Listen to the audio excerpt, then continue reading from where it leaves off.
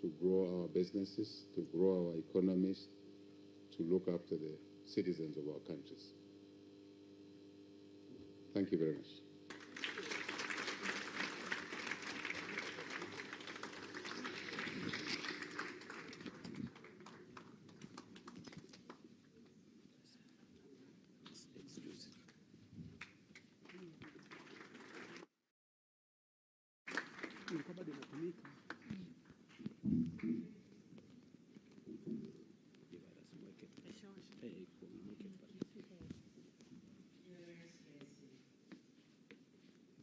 President of Zambia, my brother, HH.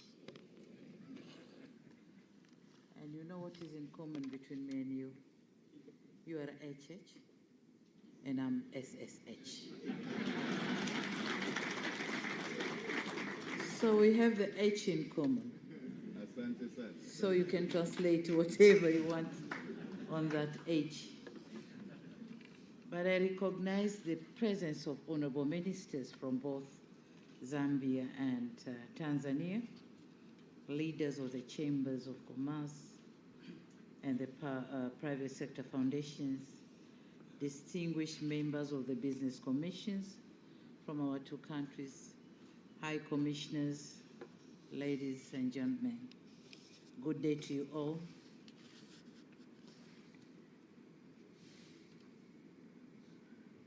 Dear members of the business communities,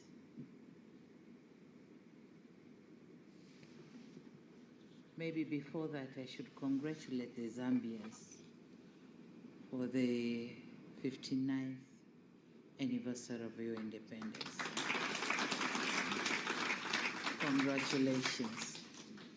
That's a big step forward, and a lot has been done and is going to be done, including what we are doing today.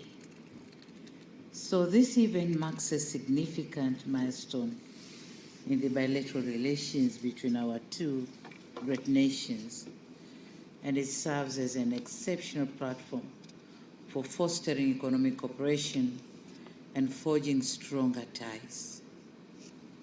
I'd like to extend my heartfelt appreciation to our host, the people of Zambia, for their warm hospitality and for graciously welcoming us to this beautiful city of Lusaka.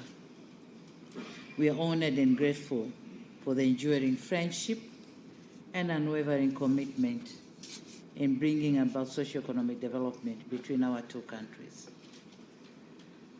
Tanzania and Zambia, as you all know, share a rich history, and my brother has said it all.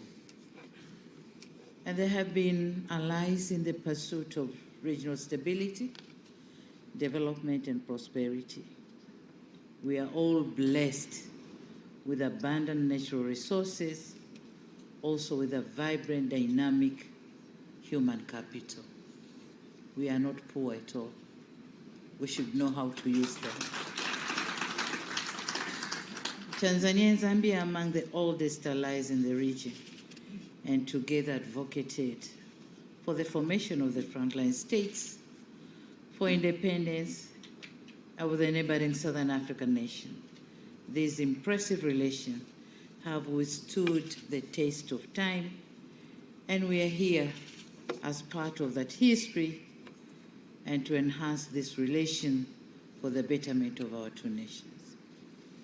In my country, the path I'm leading is guided by a philosophy of 4 R's, and these are reconciliation, resilience, reforms, and rebuilding.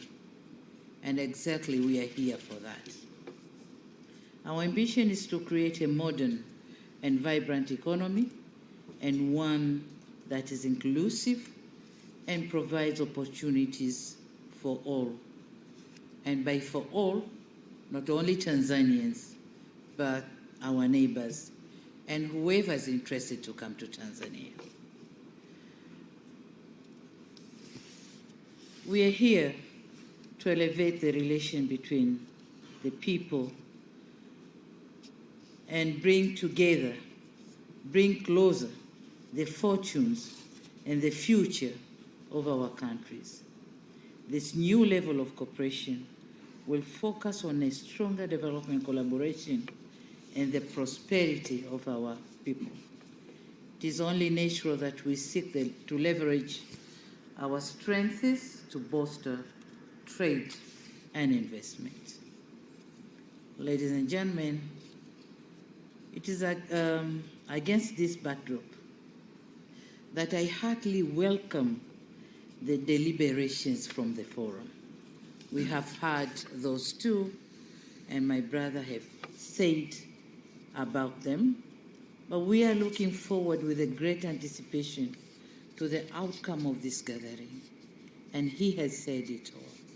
It's only, you shouldn't come with deliberations and very nice written outcomes of this forum, but you should come with clear indications, clear message to the government, with clear heart and determination that we want to do it.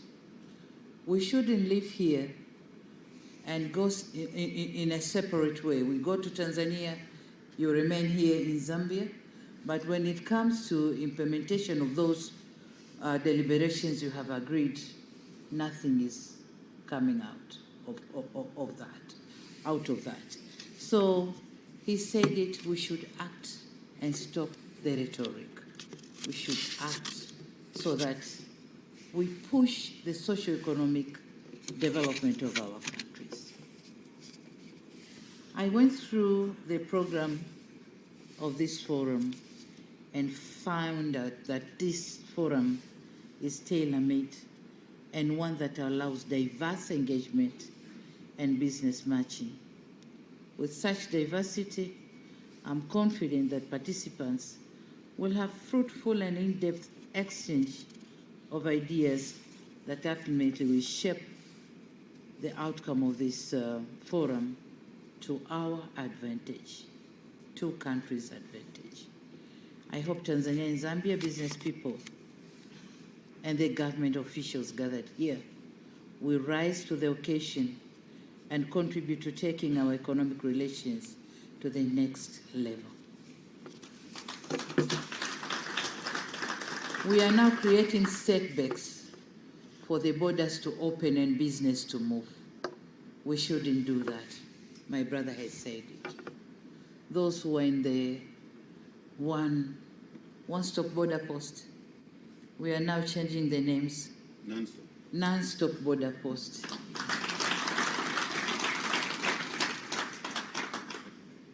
I'll be preaching to the converted if I reiterate why you should invest and do business in Tanzania. I know all have been said here. However, let me leave you with three key messages. One, politically, Tanzania is a peaceful and stable country, and one that upholds the tenets of good governance, respect of human rights and rule of law, just like Zambia. The fight against corruption and other vices in the society is unwavering. We are creating favorable environment for doing business. And I think the ZIPA and TIC have said it all. So welcome to Tanzania. The Zambians should come in good numbers to trade in Tanzania. Form collaborations, partnerships between the business communities so that we too, the two countries, should work together and elevate the level of our trade volumes and in terms of money terms. My number two message is to this business community here is simple and direct, that Tanzania is growing. In addition to stability, the size of the market and supportive infrastructure, a key aspect that continues to attract investment to Tanzania, is its growth. In the first quarter of the current financial year, which covered the period of July to September, Tanzania's GDP grew at a rate of 5.6%.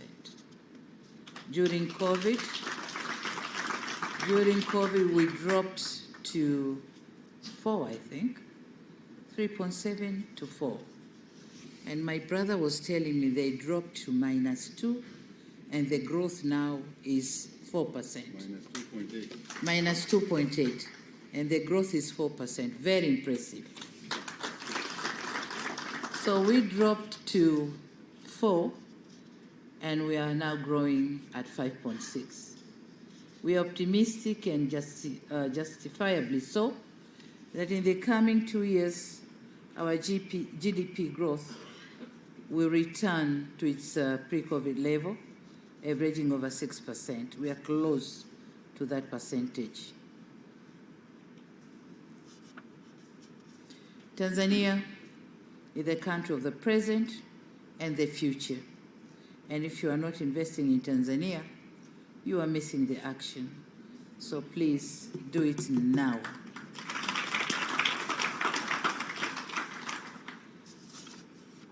Having given those messages, and in parting, let me emphasize on the following. First, Tanzania is ready to do business with you, and our doors are wide open. Please feel free to call on our government, trade and investment facilitation offices, including the Tanzania High Commission in Lusaka. He is here as a vehicle of channeling our concerns. You might have on improving our business relations or keeping us abreast of the success you record.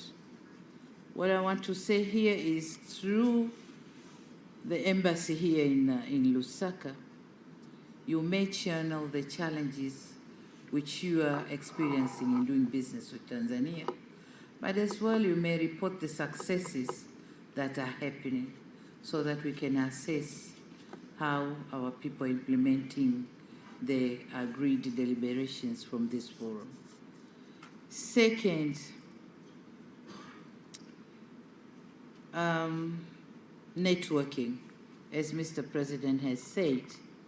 For us, we believe the private sector is the engine of our economic growth. And so, networking is very, very important. And I would like to encourage the business communities, Tanzania business community and Zambia, to have partnerships and networking so that we can work closer and in an easier way. 3, the political will from our two governments to increase trade volumes among our countries is evident. You have seen it. The President has said it all, but then the ministers have said it all. So I urge you to take advantage of this conducive environment. You may consider taking interest in adding value, as it was suggested, of agricultural produce such as maize, rice, sorghum, cassava, and oilseeds. We should work together on these areas. Lastly, our visionary founding fathers fought for political independence. We, the next generation of leaders, including you in the private sector, should fight for economic independence. We must work together. We must work together towards eliminating any form of market restrictive measures. We were told we have removed how many? 64 NTBs? 80. 80 out of 8 out of 24. So we still have to do. Yeah, much is desired. So please remove the market restrictive measures. Our economies need to complement to each other and not to compete to one another. I thank you very much.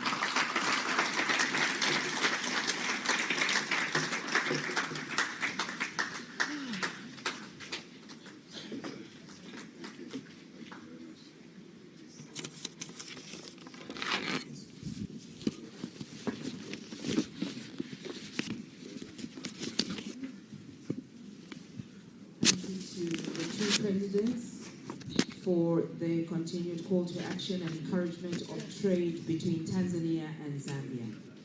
As we come close to the end of the official program for today, may I ask the technical desk to be ready with the Zambian national anthem. Distinguished guests, ladies and gentlemen, thank you for joining us this full day for the Business Forum.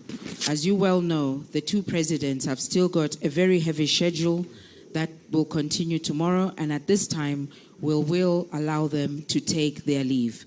May we please be upstanding as we get ready to recognize the Zambia national anthem and allow the presidents to